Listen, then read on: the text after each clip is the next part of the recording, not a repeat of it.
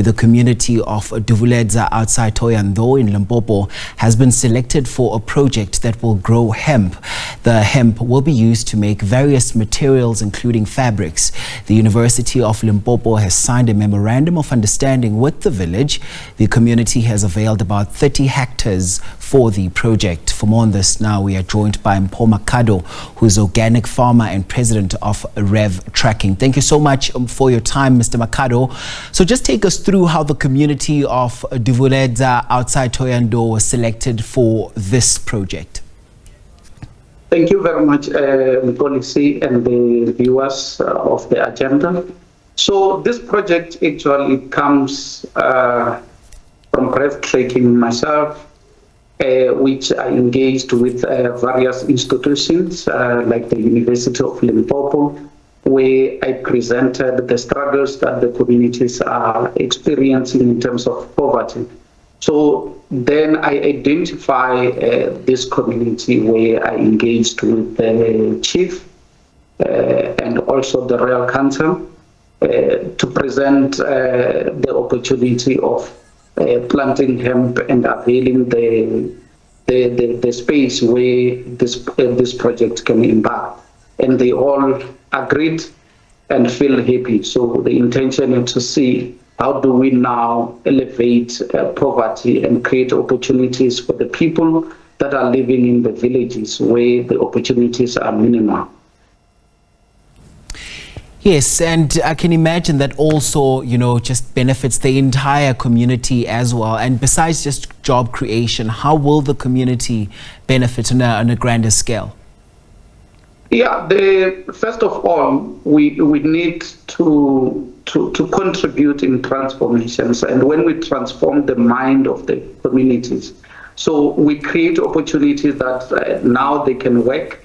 So which means the community will be able to find job close by. They don't need to travel many kilometers to go look for a job. So jobs will be in their doorsteps.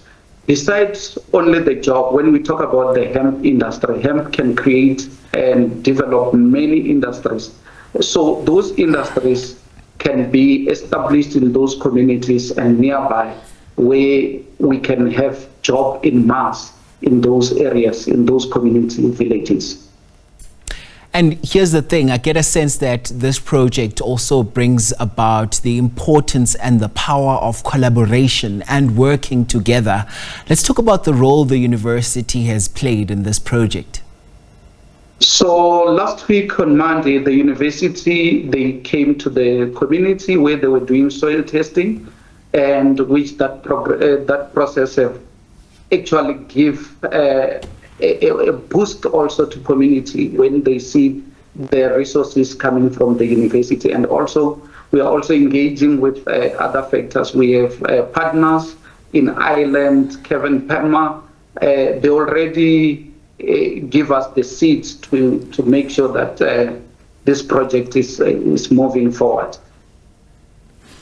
Yes, and I also want us to reflect on a moment, and that you were invited as an eminent person in the 6th National Parliament. Just take us through your work as you empower the communities, maybe some of the challenges that you also encounter, but most importantly, some of those moments that just make it all worth it.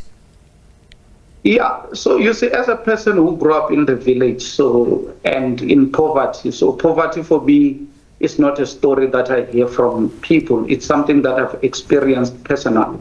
So being selected as an eminent person, actually it gives a boost also to the communities where I come from. For me personally, it's the work that I'm doing for engaging with those who don't think the way I think, who don't reach the opportunities that I reach. So I contributed a lot during COVID, where I was identified herbs and traditional healers.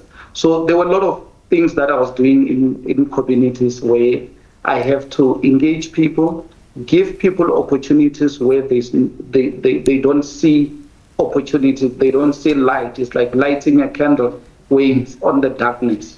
So I think those are some of the work that put me forward as an eminent person.